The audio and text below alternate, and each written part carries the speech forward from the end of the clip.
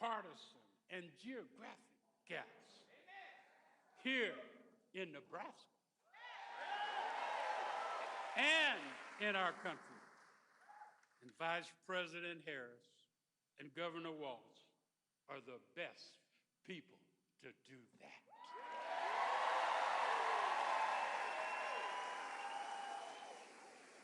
You know, Vice President Harris is the only candidate in this election who has really delivered for Black America.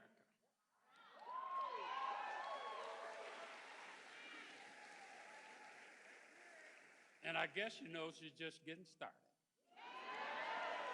Let me tell you something. Let me give you a couple numbers. Black wealth is up 60% since before the pandemic.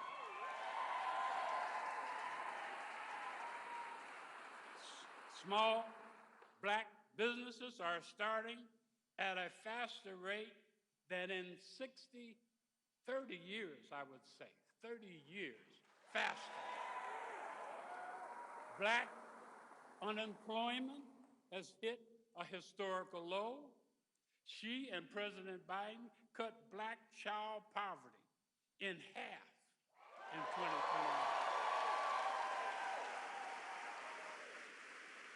You know how she did that? Partly with the $300 checks per child per month, and she's pushing to restore that and go even further.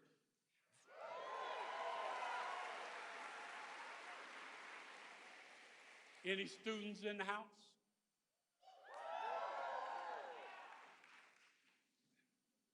They've forgiven over $167 billion in student loan debt.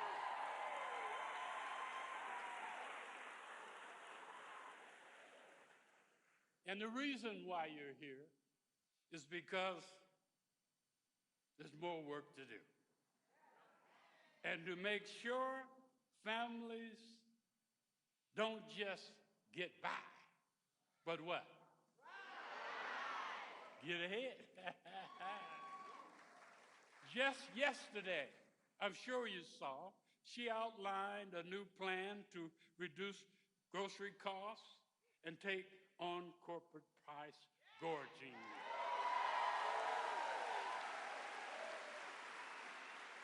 Also, lower the cost of owning and renting a home. To bring down prescription drugs and to relieve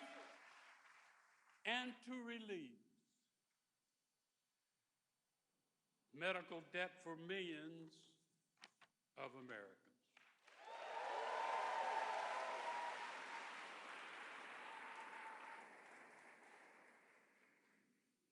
It's a big contrast from what's his name? Somebody give me that name. Yeah. Don't you ever mention it again. He was a disaster. Hear me now. He was a disaster for Black America. He ran and runs a racist campaign. He implemented and will, if he's, well, dog catcher is a job he really ought to run for. He will probably even have a racist agenda if he were the dog catcher. And he hurt Black folks. I'm a witness throughout his meager 4 years as president. He's now promising more damage to Black families if he ever gets a chance to regain power.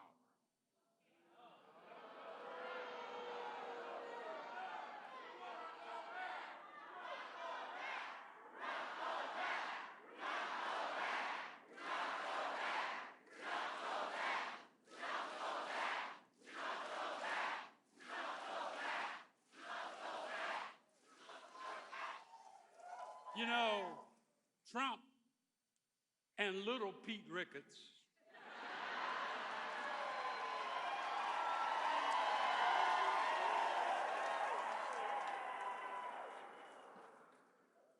See my hair?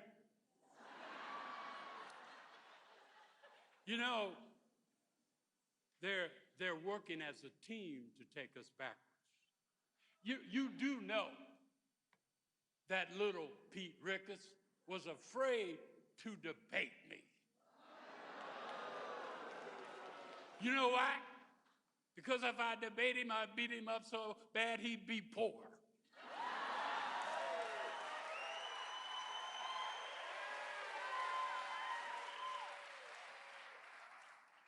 How dare you insult the people?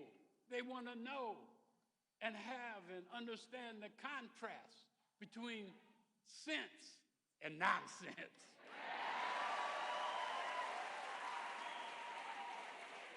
And what about Project 2025? I don't know if you can remember all of it, but just let's take a little peek at that ridiculous initiative. It will ban abortion and never look back.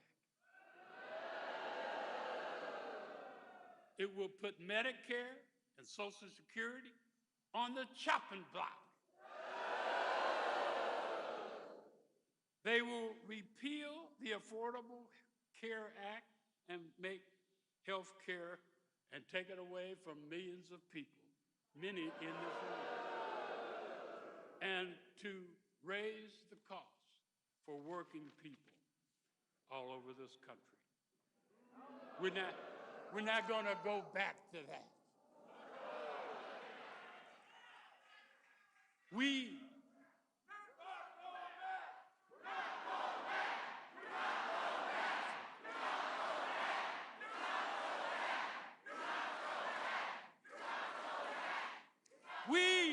cannot let them win.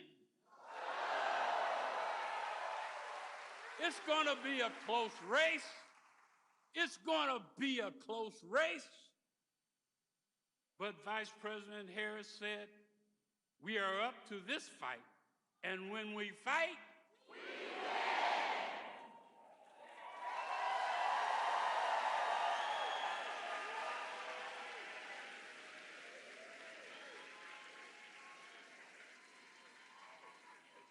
And may I say before I close, there's people here from all over. I had someone I saw had the nerve to say Iowa Hawkeyes on us.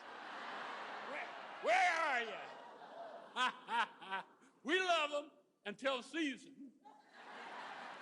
Some of you know I used to play football for Nebraska.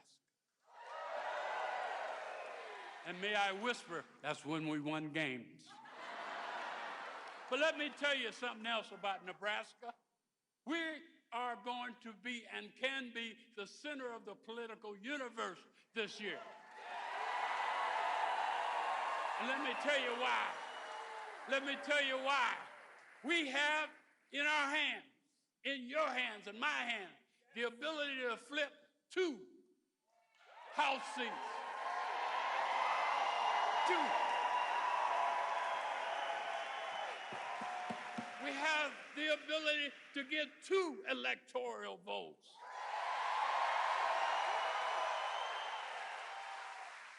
And may I say, we're going to beat little Pete up and have the biggest upset in America.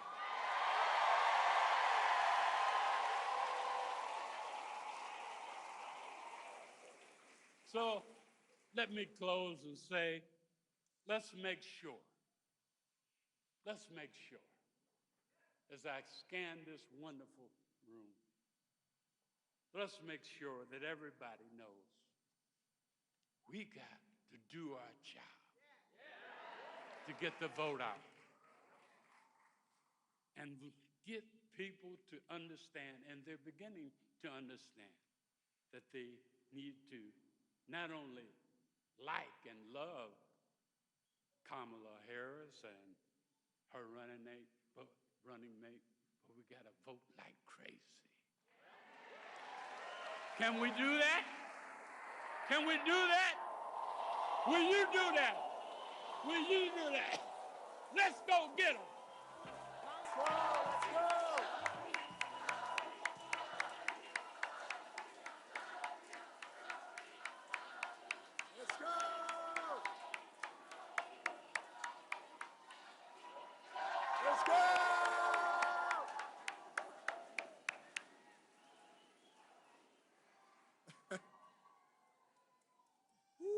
That happens like every time I walk into a room. So I want to give a little love to my friend Preston Love. Can we do that? Can we do that? And here's the reason why. We need to win this Senate seat. Yes, we do. Yes. And I also want to give love to my friend and colleague Carol Blood. This is very, very important.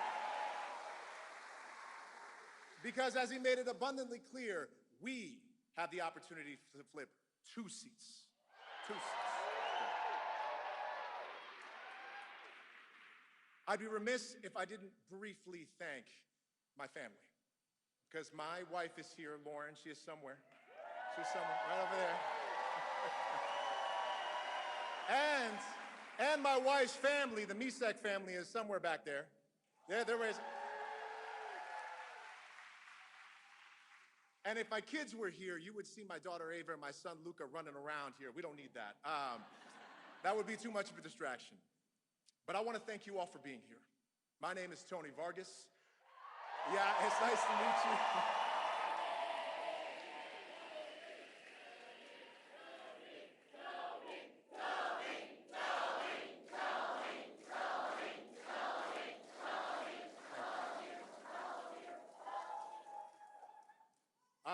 Thank you, whoever that was.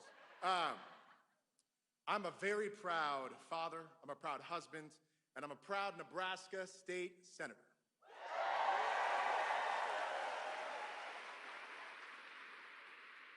But here's the most important thing right now.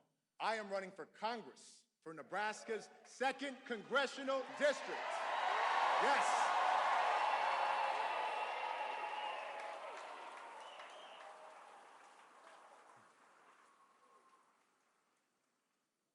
So those of you that know me, I am the proud son of immigrants who came to the U.S.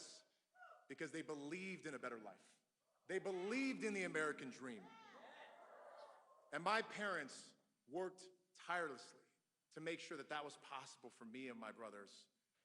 They wanted to make sure to provide for our family. But here's the thing that I love to share with people. It was my dad's job as a machinist with IBW, a union job.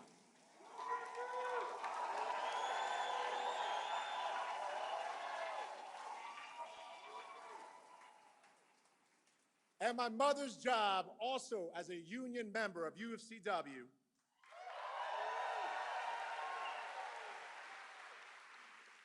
These jobs are what lifted us out of poverty and into the middle class.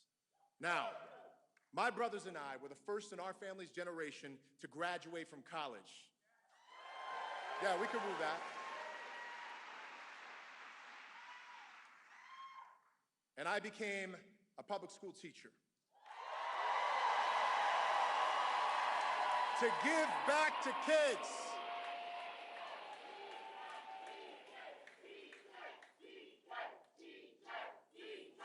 We're gonna have to do that chant with Walz too. Thank you. Teachers, yes. There's teachers up and down the ballot, y'all.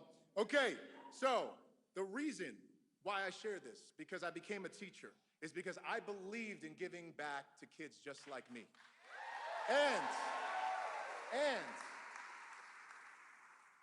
And just like our next Vice President, Governor Walz.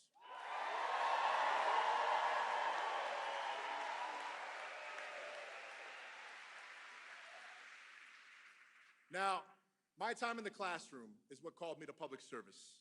I was honored to serve on the Omaha Public School Board before going on to serve 8 years in the Nebraska legislature. 8 years.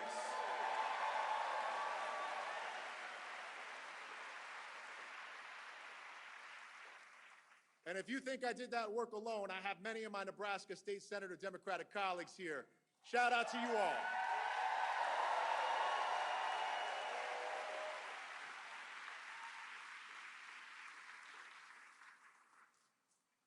But here's the reason why I'm running for Congress. I'm running for Congress because I believe Nebraskans deserve a leader in Washington that puts people over politics. People over politics. That will always work tirelessly every single day for working families. That will make sure that we are fighting to protect reproductive freedom. Okay? Because they're trying to take it away. They're trying to take it away.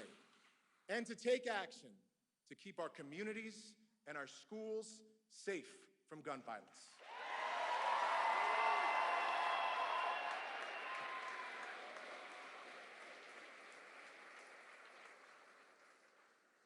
Now, these are the priorities for Nebraskans, and they just so happen to also be the priorities for Vice President Harris and Governor Walz.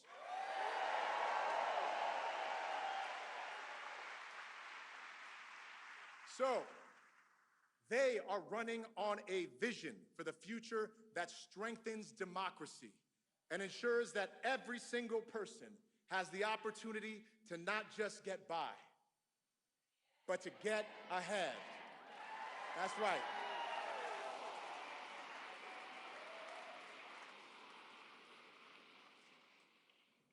And you know this, Vice President Harris is ready to take on Donald Trump. She has been waiting. She is ready.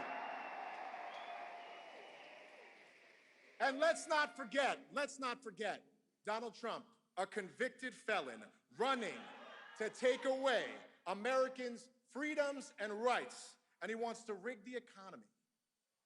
He wants to rig the economy for the ultra-wealthy, but not for the working class. But you know what? We're really lucky, y'all. We're lucky because we have Governor Tim Walz.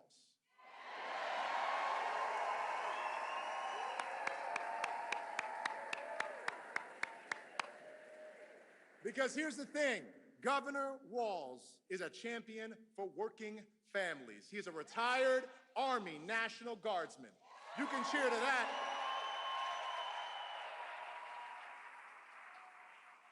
He is a former high school teacher and football coach.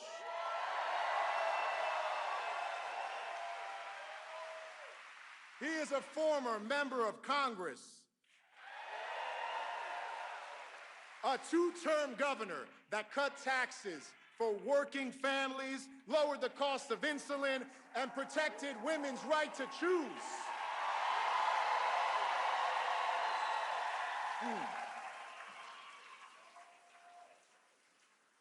And this is the part that I want you all to be the loudest, because the thing that I'm most proud of is he also happens to be a Nebraskan.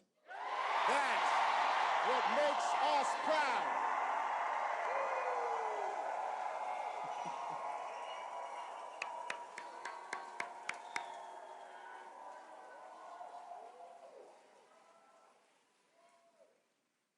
So, here's what we got to do. Over these next less than 85 days, we got to work. We got to talk. We got to organize. We got to make sure that we do everything that we can do possibly to get these two elected, to flip this House seat, to win back the majority. And I am so excited. I am so excited because I get to join these two next year in Washington, D.C. with your help.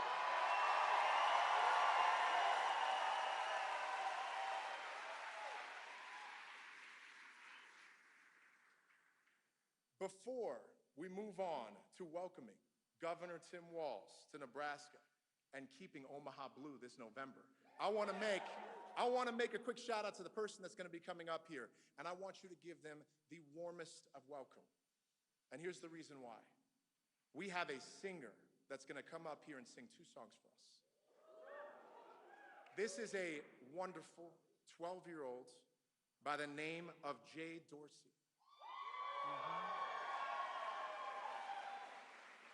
who is going to sing 2 songs to inspire us and to remind us why we need to all have hope, we need to spring into action, and we need to make sure to elect Democrats up and down ballot this fall, right here, right now.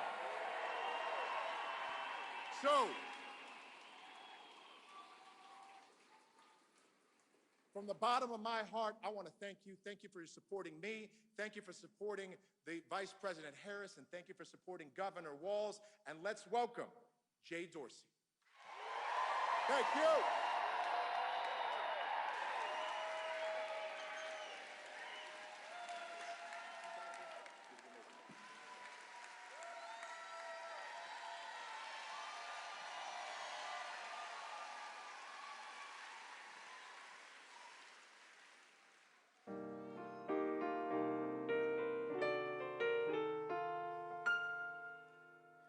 There's an old friend that I once heard say something that touched my heart, and it begins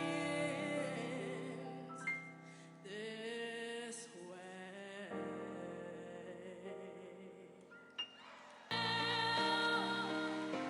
It's been a long,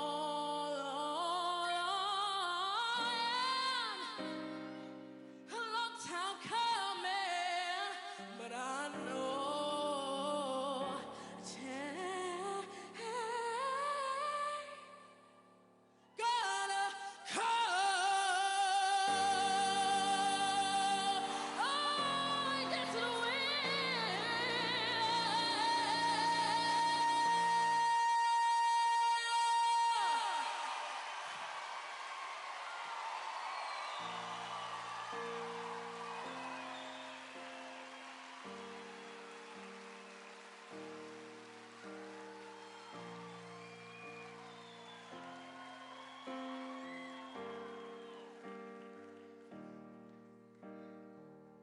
All we need is hope, and for that we have each other, and for that we have each other, and we will rise, and we'll rise, oh,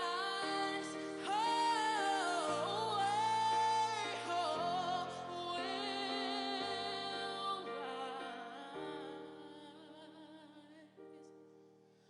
I'll rise up, rise like the day.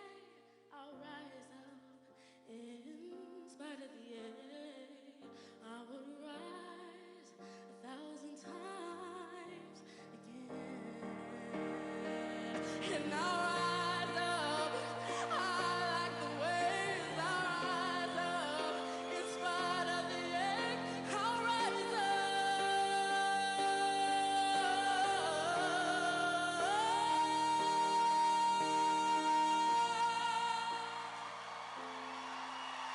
I'll rise up.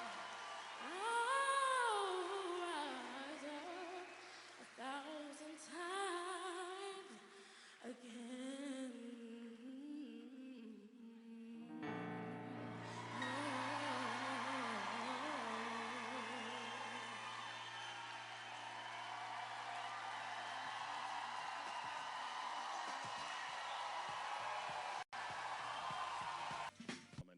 Please welcome Aubrey Fossman, Mrs. Gwen Walz, and the next Vice President of the United States. Good afternoon, Nebraska!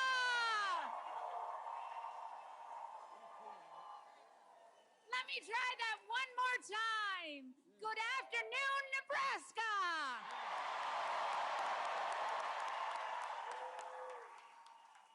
It is always so exciting to come back with Tim to his home state.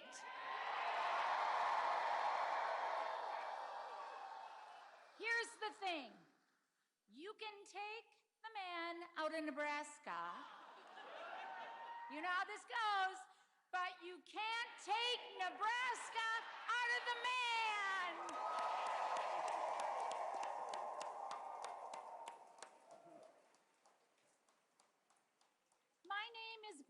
Walzman, and I am so proud to be on Team Harris Walz. I've been married to Tim for 30 years. And you know, one of the things that prepared me most for life in politics was being married to a Nebraska football coach.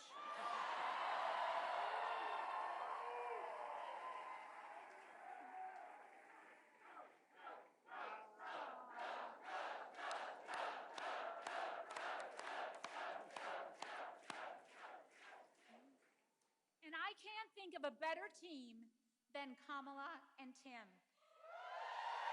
Right? They've both spent their careers fighting for middle-class families. Yeah? Families like the ones they grew up in. They want to give everyone a chance, absolutely everyone a chance, to chase the American dream.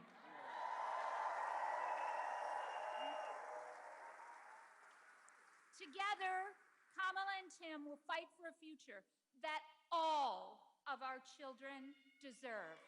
All.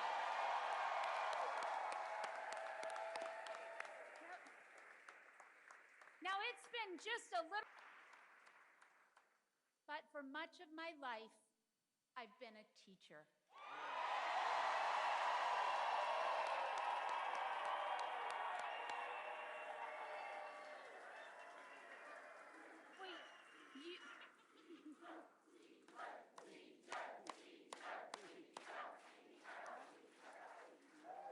So I was going to ask this question, but I think you might have answered it, but I'm asking it anyway.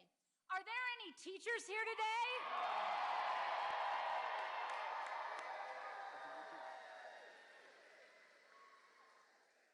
I would just like to say thank you for your work.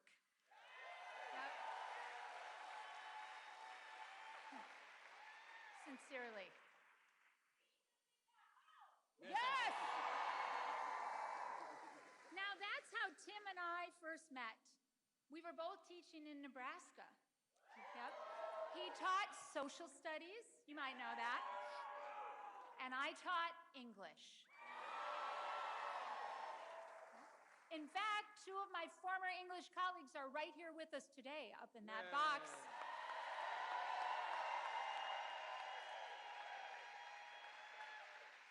Now, Tim and I even shared a classroom. It was the old choir room, and in the school, they were short on rooms, so they just put a divider right down the middle. And it was thin.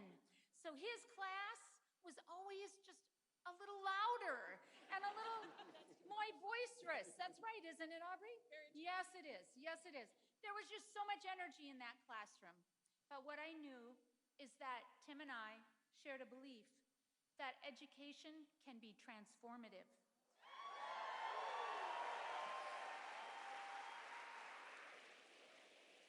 And we saw it firsthand, and we still see it firsthand. There was a student named Waylon, and Waylon was a football player on the team Tim coached and a student in my English classroom. Guess where he'd rather be? That's my story. He was brilliant on the football team, but difficult in my classroom. I soon learned that Waylon was reading way below grade level, and he was acting out, and that was actually an attempt to hide that from his peers and from me. So I asked Coach Walz to huddle with me and make a plan.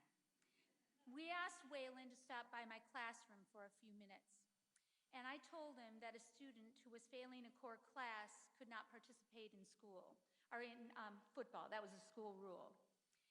And I had a plan, and Coach Walz was on board. And Waylon said, okay, what is it? And I said, Waylon, if you would come in for tutoring several times a week, before school, lunch, whenever we could make it work, you can keep playing football, but you have to come to tutoring and you have to make progress. He agreed, and he worked hard. I started seeing some of that hard work from the football field in my classroom. Waylon's reading began to improve, and he continued the tutoring even after the season ended. We never discussed it. though we just kept reading. And Tim would often cross that thin divider in our classroom to read with Waylon and to cheer him on. And at the end of the year, Waylon had confidence in himself, both on and off the field.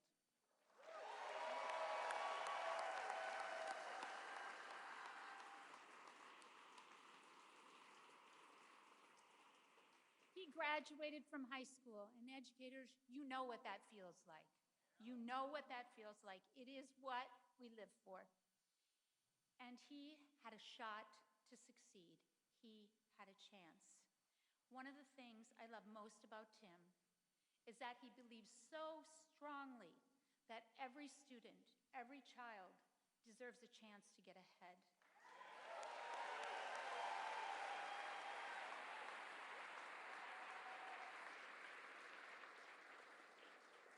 That's what teachers know, and that's what we know in schools today. We have some former students here today who experienced this. It's a commitment that I know Vice President Harris shares, and it is a vision that they will fight for every single day in the White House.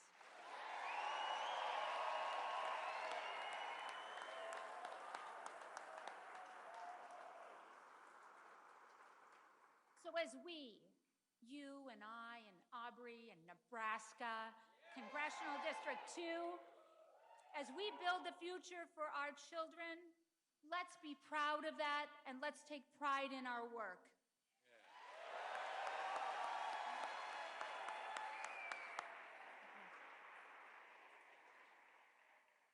Now, you might not know my mom, but I bet you kind of know my mom. And she used to say to me, Gwen, do the work that is in front of you. And when I was in 6th grade, or about that time, I thought that meant the dishes.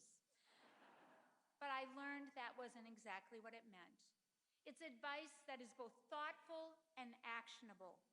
So I'm asking you here today, Nebraska, to join me in doing the work that is in front of us. Yeah. Will you?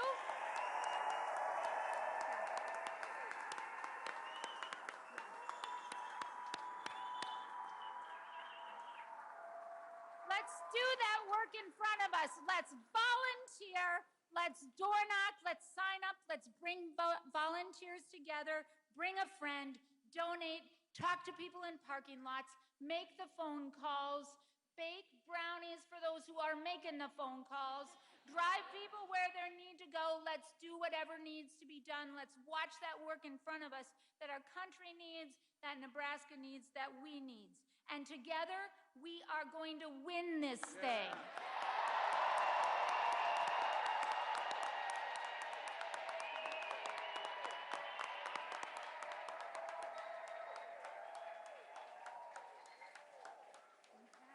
Let's win this. Now it's my honor to introduce someone very special, someone who spent time on both sides of that divider in our classrooms. Aubrey Herman Faustman had Mr. Walz for geography and me for English. Right? Yes. Checking. She was a standout student, of course, and she was on the cheer team. So she, along with all of my speech kids, was one of, right, speech kids? Where are you? Yeah. She was one of the few who could call me Coach Walz. Yeah.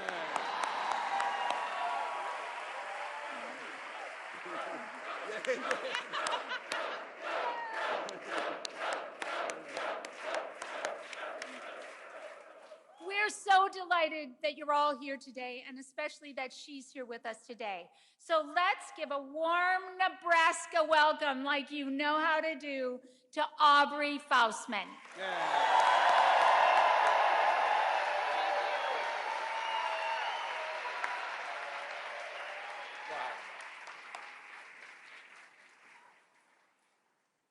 Thank you so much, First Lady Walz. Hey, Nebraska! As you heard, my name is Aubrey, and it's such an honor to be here today to welcome Governor Walz back home to Nebraska. Or Mr. Walz, as I used to call him, he was my high school geography teacher. Now, Mrs. Walz, she was my high school English teacher, cheer coach. She helped me raise that pesky ACT score. And she was also my speech and debate coach, which I think is part of the reason I'm able to stand here right now and talk to all of you. As a teacher, Mr. Walz really challenged us as his students. He was incredibly supportive, understanding with all of us. His humor and excitement kept us engaged.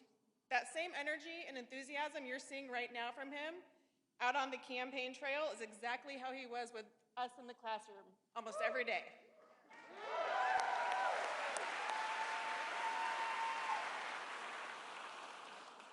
Mr. Walz has a great sense of humor. He's just a common sense, voice of reason, steady guide. And I think that's exactly what we need right now.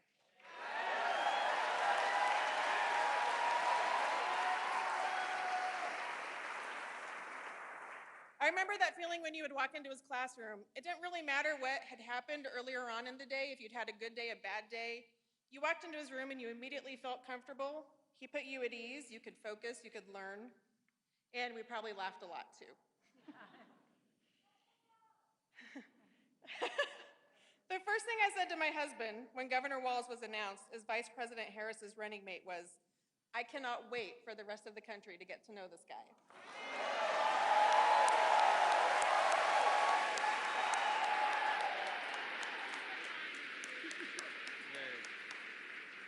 Because what they're going to see is just a good, decent human being who's committed to giving back to his community. He served our country honorably as a veteran in the National Guard.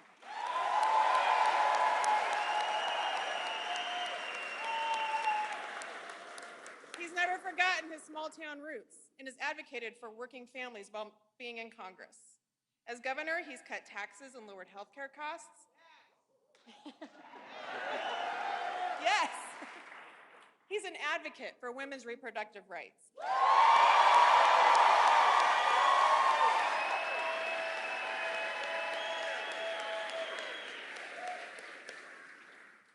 And he has given hope to so many who want to grow their own families.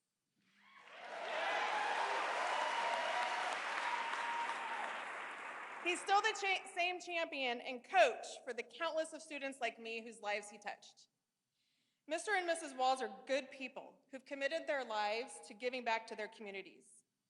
We see that now with the incredible job he's done as the governor of Minnesota, where he has an impressive record of delivering for middle-class families like the one he grew up in.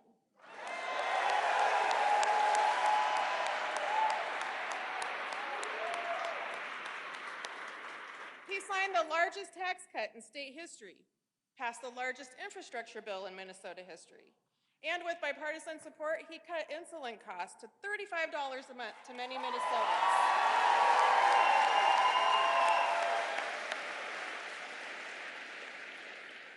And as a father whose daughter was born thanks to fertility treatments, he knows how critical reproductive health care is.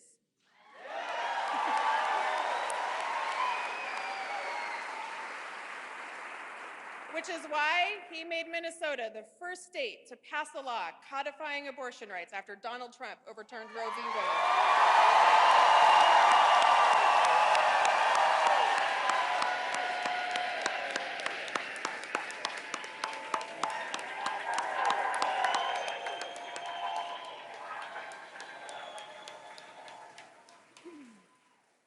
Governor Walz is fighting for the future. He couldn't be more different than Donald Trump and J.D. Vance, and who are only focused to dragging us into the past.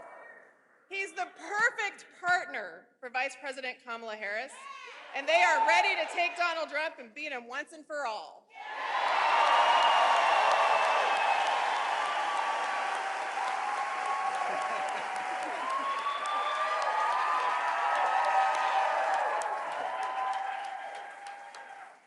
Now it's on all of us to put in the work to send Vice President Harris and Governor Walz to the White House. So let's get to work.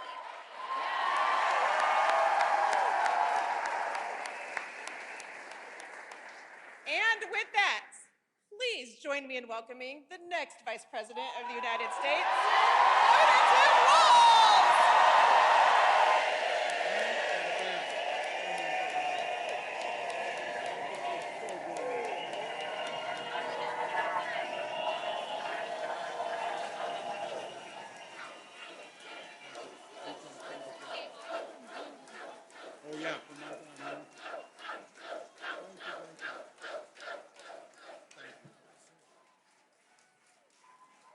Wow.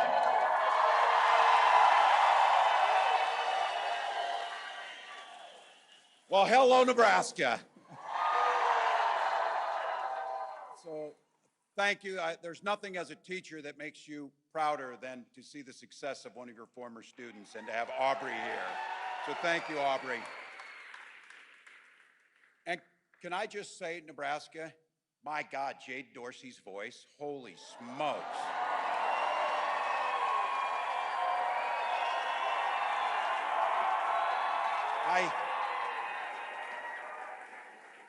I don't want to get ahead of ourselves, but maybe she will need to do something in January too.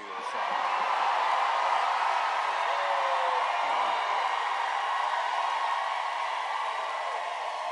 Wow.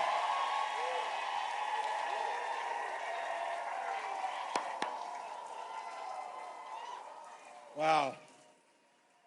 Special thank you to somebody who's been a friend of mine for a long time, who does the hard work to make these types of things happen, the Nebraska Democratic Party Chair, Jane Clabb.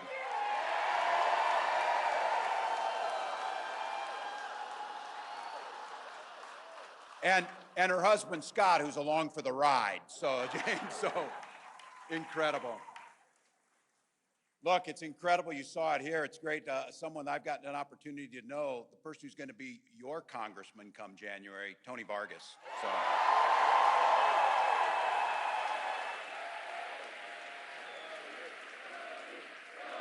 Yeah.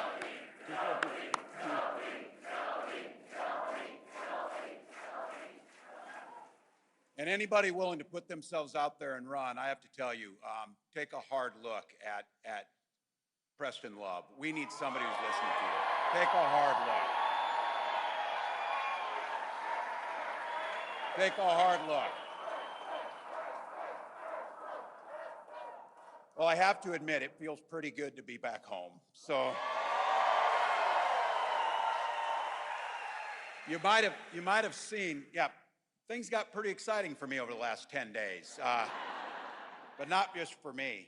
If you didn't notice, a few people showed up in Philly last week. And then about 12,000 showed up, many thousands walking for miles in the heat to a field in western Wisconsin.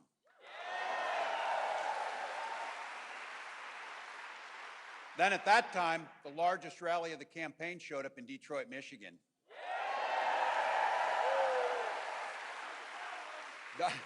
Donald Trump said it was AI. You know what won't be AI? Their ballots come November will not be AI.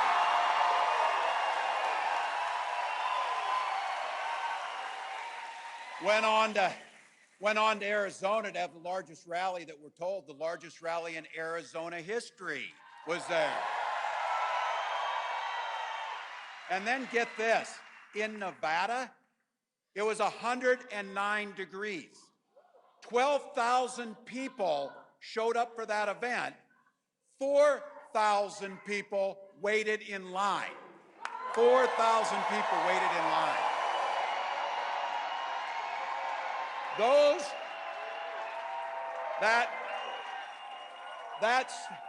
That state organizer named Shelby, they didn't just show up at a rally like this. 5,000 of them signed up to door knock, to phone bank, and to do the work.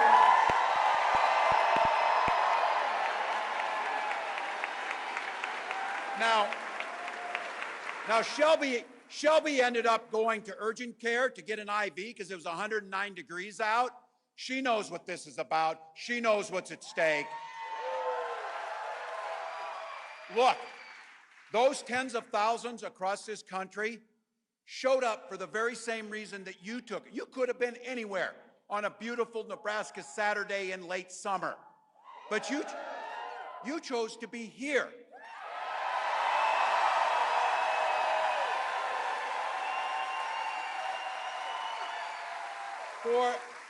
For the most beautiful and simple reason, you love this country.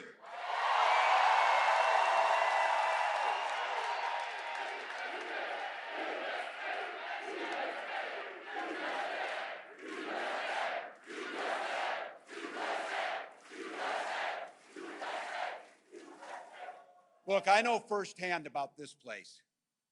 The people in this state are decent people who show kindness, who show generosity. And you know what I also know about this state? Nebraskans don't fear the future. You make the future.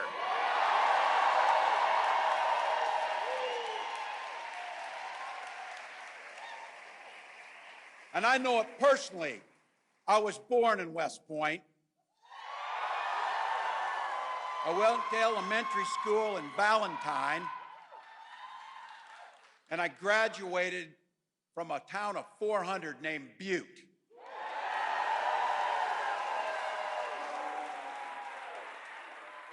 I had 24 classmates. Some of them are here today.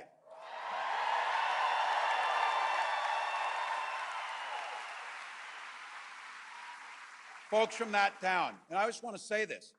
I don't know what their politics are, but I've known their friendship. I've known their kindness. And when our family was down on the luck, they were there for us. I hope I've done the same for them.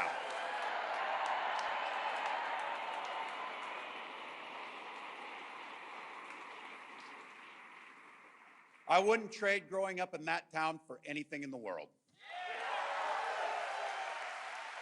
Spent my summers working on the farms.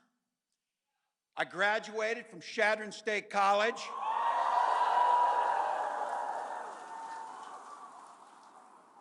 For folks outside of Nebraska, you usually refer to it as Yale of the Midwest. And I taught school in Alliance. Now here I have to be a little careful. I grew up, as all of you, bleeding Nebraska red and true blue Husker fan. But now I'm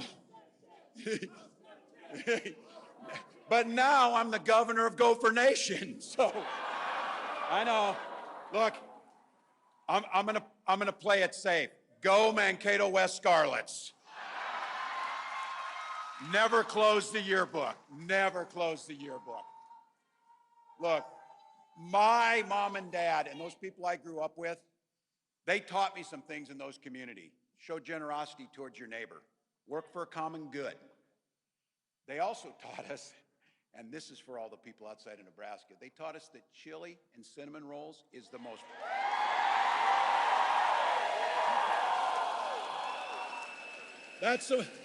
That is the most perfect culinary combination in the country.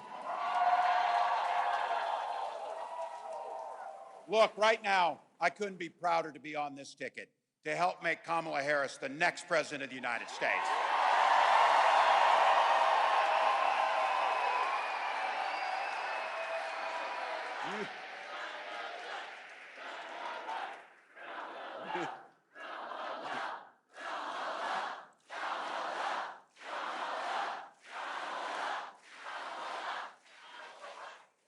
I'm taking these guys with me everywhere we go. Look, you've heard the vice president say this. She said, only in America could a woman from Oakland, California, who worked shifts at the local McDonald's while she got her degree, be our nominee for president of the United States.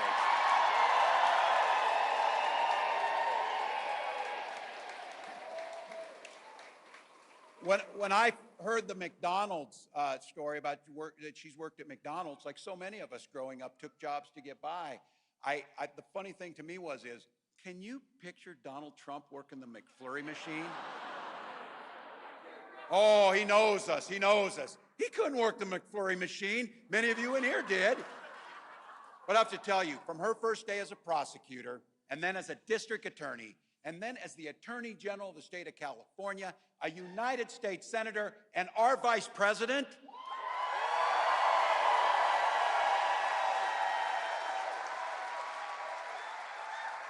Kamala Harris has been on your side fighting for you every step of the way.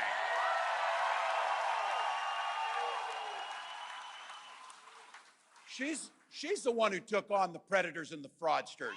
She's the one that took on the transnational gangs. She's the one who stood up against corporate greed. And she never hesitated to work across the aisle if it was right for the American people.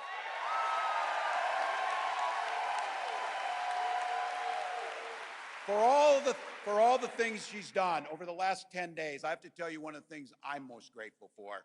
She has brought the joy out in this country. Smile.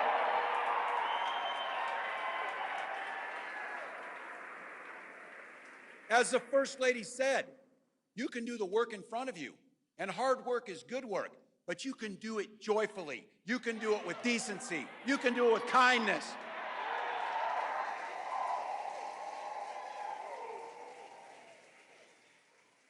And my community, this state, taught me a little something about a shared commitment.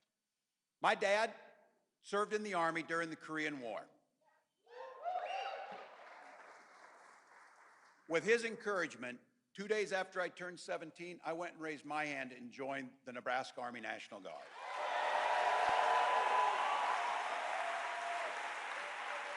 I had the privilege of wearing this nation's uniform for 24 years.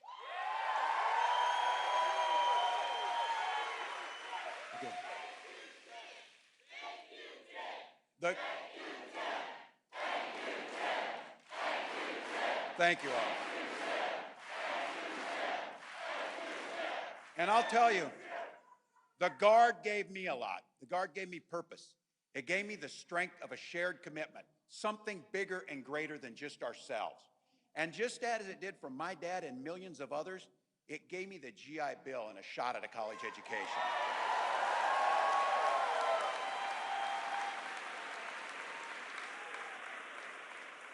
My dad was a teacher.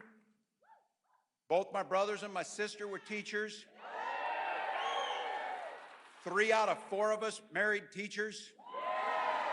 My wife's parents are teachers. 3 of 4 of her siblings are teachers.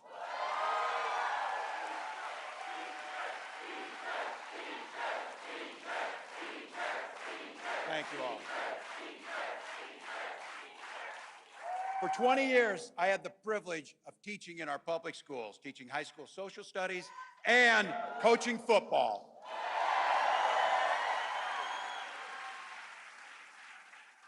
To a state championship, too, so.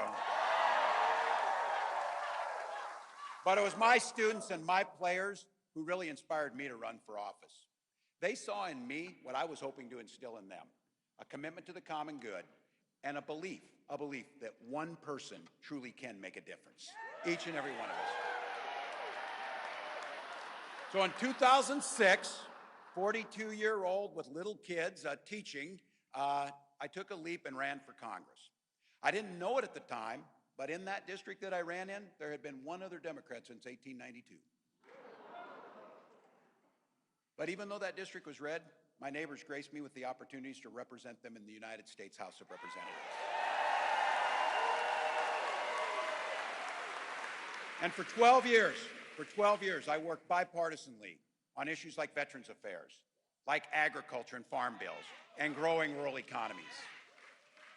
I learned how to compromise without compromising my values. As governor of the great state of Minnesota, I took all those experience and skills to tackling some of the most difficult challenges that our state faces. But more than anything else, just like here in Nebraska, Minnesota's strength comes from our values.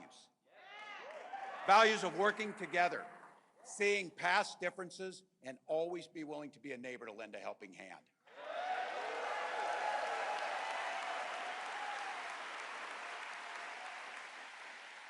Those are the values I learned out in Valentine. Those are the values that I learned out in Butte. Those are the values I learned with these people who are here, that I tried to instill in my students, that I took to the United States Capitol and took to our state capitol. Now it's time for Vice President Harris and I, as we're running on these values, let's take them to the White House. Let's take them to the White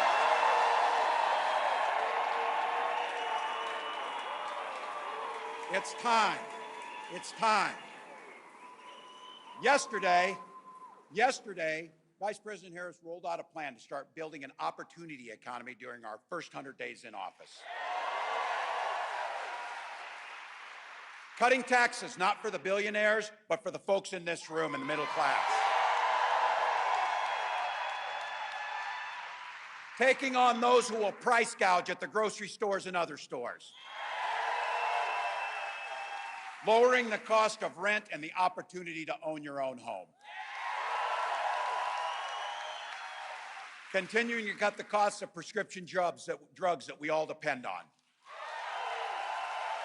And just like we did in Minnesota, relieving medical debt that straps millions of people. Now look, we're positive, but I think we all know Donald Trump sees the world a little differently. You think he would understand the importance of Carhenge as a historical relic?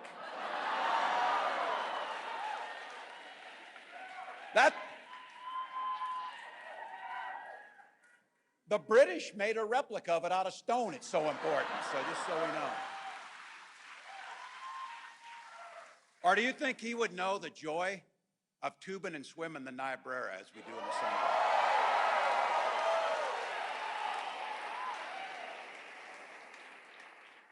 And this one's for the gray hairs in this room. You think that guy could understand the pure joy of pre-gaming at sidetracks before a Husker-Sooner game?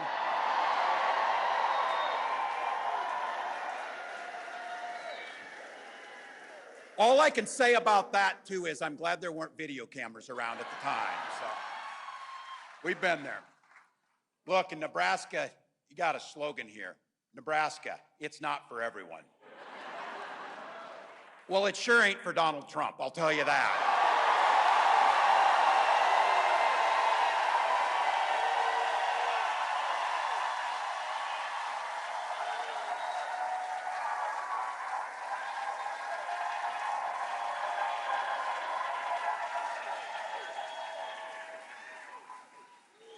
This guy is the opposite of everything here. Every opportunity he has, he weakens our country to strengthen his own hand. He mocks our laws. He sows chaos and division amongst us. And that's not even counting the time he was president. So look, I want to be clear, because I know where I'm at and I know my family. Many of you can probably remember when Republicans talked about freedom, they meant it. They would have never turned their back on our allies. The traditional Republican Party before Donald Trump contributed much to this state and this great nation. But he's not that. Today, when they talk about freedom, they mean the government should be free to invade your exam room. Or that corporations should be free to pollute the air and water. Banks should be free to take advantage of the least fortunate. Look, in Minnesota, we respect our neighbors and their personal choices. Here in Nebraska, it's the same way. We might not make those choices for ourselves, but we live by the golden rule. And that golden rule is, mind your own damn business. Mind your own damn business.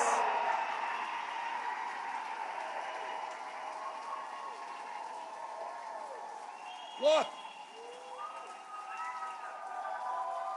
I know this state. I know this state, the kindness, generosity. I also know there's a libertarian bent. You don't need government to tell you about your health care. You don't need government to pick your books out that you can read. Look, folks, this becomes really personal. And for me, this idea about the health care decisions we make and the choices about our family, that's your family. You don't need me, you don't need Donald Trump, you don't need anyone in government telling you about your family. But that's exactly what they're doing. That is exactly what they're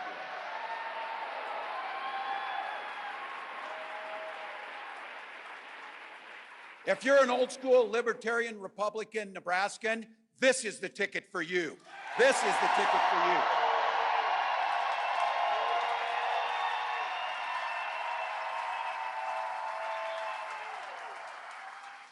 When my wife and I decided we want to have kids, we spent years in fertility treatments. And for those of you, you may not have done it yourself, but I guarantee you know somebody who's been through this. And you know the nightmare of waiting for the calls after the treatment, praying that it comes out right, and then that pit in your stomach and that blackness that comes over you when once again it failed. And year after year, you're trying to just have that child. So you better be sure to know it wasn't by chance. When we finally got the news that we were pregnant, and when our first child, our daughter, was born, we named her Hope. We named her Hope.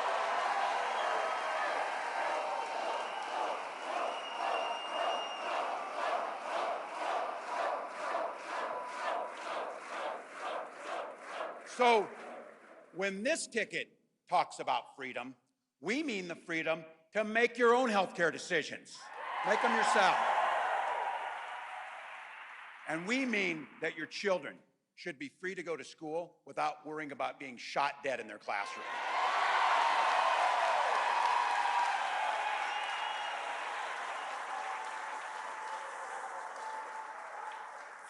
Freedom is when education is a ticket to the middle class, not crippling student loan debt.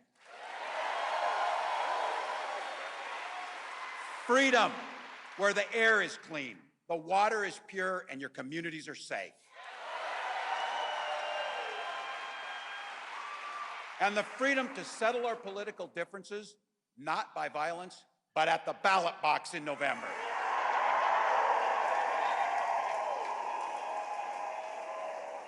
That's what this is about.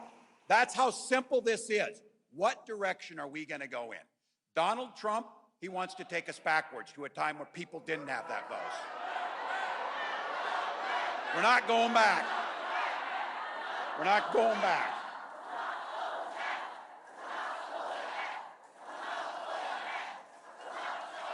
And look, when he tries to play dumb about this 2025 plan, I coached football for enough years.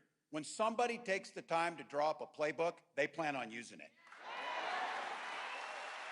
He knows what this will do: restrict our freedoms, rig the economy for the ultra-rich by punishing the middle class. If he returns to the White House, he's going to pick up just where he left off. But the people around him who worked with him the first time are already telling us it will be much, much worse. Raising costs on you while making it easier for billionaires. Repealing the Affordable Care Act so we can go back to pre-existing conditions and making it impossible to get health care. And they're very clear about this. They're very clear. Gut Social Security and Medicare for those tax cuts for the wealthy, and ban abortion across this country. We know in this room abortion is health care, and again, that's your decision to make. That's your decision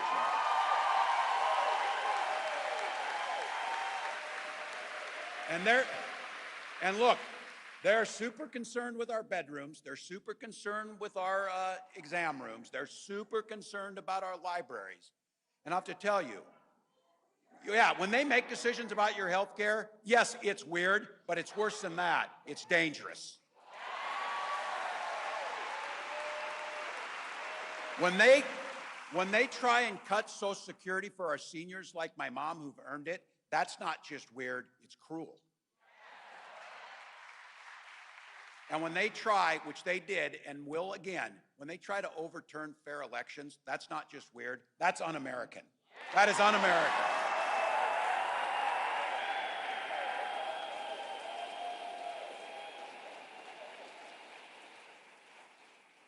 And this idea about knowing us, let me ask you something on this.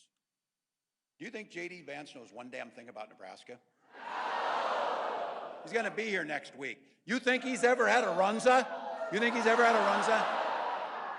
That guy would call it a hot pocket. You know it. Every one of you in here know it. A damn hot pocket. Now look, he wrote a memoir at the ripe old age of 31. And he claimed to be an expert on middle America, all the while trashing and denigrating the very community he was raised in.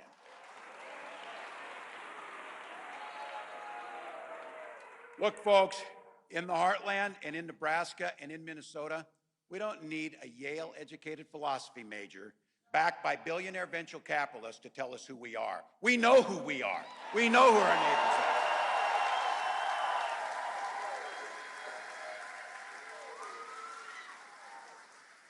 Well, I don't know about all of you. It's time to put these guys in the rearview mirror. Let's end this. It's time to put them in there. Say it with me. You know it's true. We are not going back to that. We are not going back to that. We're not going back.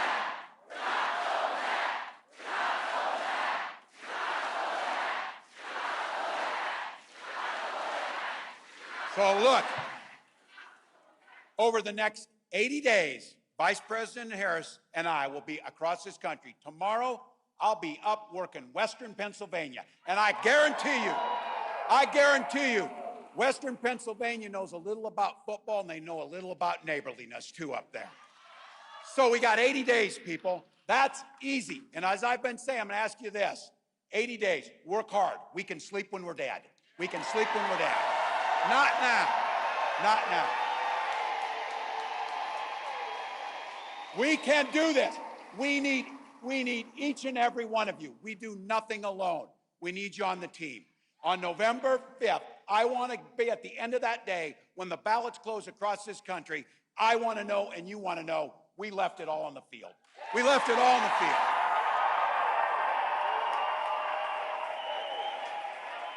Leave it on the field.